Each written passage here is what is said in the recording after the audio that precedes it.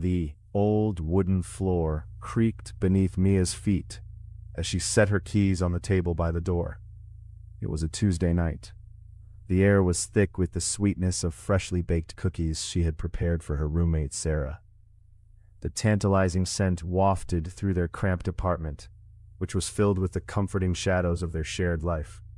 Tonight, they were going to binge-watch their favorite horror series, huddled under a blanket on the couch.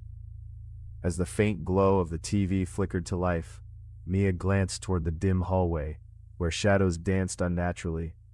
She shrugged it off, attributing the odd shapes to her overactive imagination. But an unsettling chill filled the air.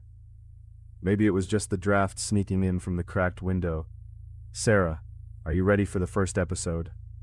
Her voice echoed in the stillness, but there was no response. A moment later, Sarah emerged from the shadows, her silhouette shrouded in darkness.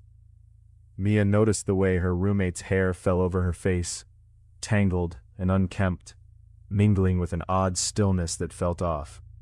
"Yeah," Sarah replied, but it was not her voice that answered.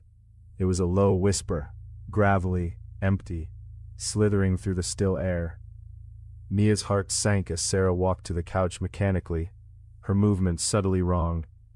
The rhythm of her steps felt rehearsed, as though she were being pulled by strings unseen. The whisper faded, swallowed by the silence of the room, replaced by an unbearable stillness. Goosebumps erupted across Mia's skin as an unsettling knot formed in her stomach. While the opening credits rolled, Mia attempted to shake the dread that wrapped around her like fog.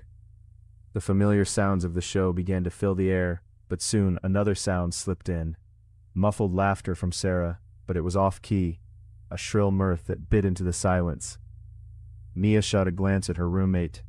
Sarah was still, her gaze fixed on the screen, yet her lips curled into a facsimile of a smile that felt grotesque. "Are you feeling all right, Sarah?" Mia asked, her voice trembling with each word. But Sarah didn't respond. Instead, she turned her head slowly, her eyes glinting in the blue light as she uttered, "It's not just a show, Mia. It's a gateway." A shiver rushed down Mia's spine. A sense of alarm swirled within her as she sensed the unease blossoming in their confined space. The warmth of the cookies began to fade, replaced by an acrid scent that reminded her of extinguished candles. Darkness seeped into the corners of the room, thick and suffocating, wrapping its fingers around her throat. "Sarah," Mia pleaded, her voice quaking. "What do you mean?" "I can feel them, Mia."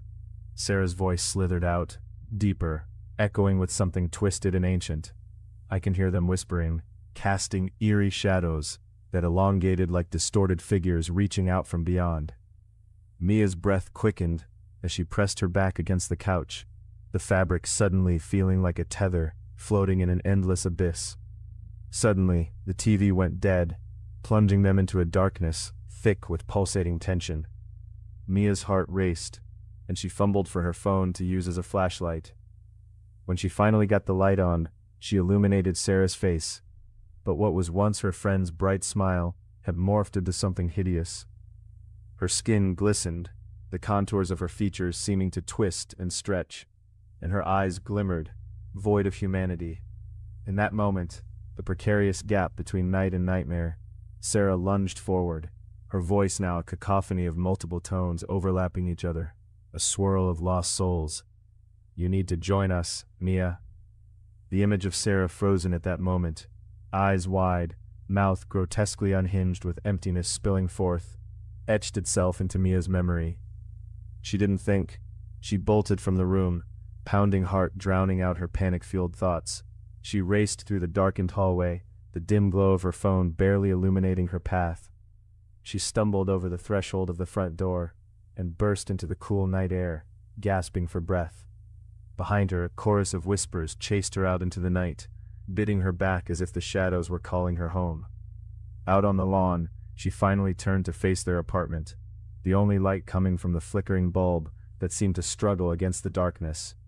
She knew she had escaped, not just from the figure in the fading light, but from a deeper truth.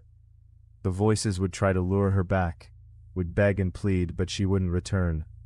Mia finally understood. What had taken residence in Sarah was not merely an unwelcome spirit, but a seductive darkness, ready to consume another.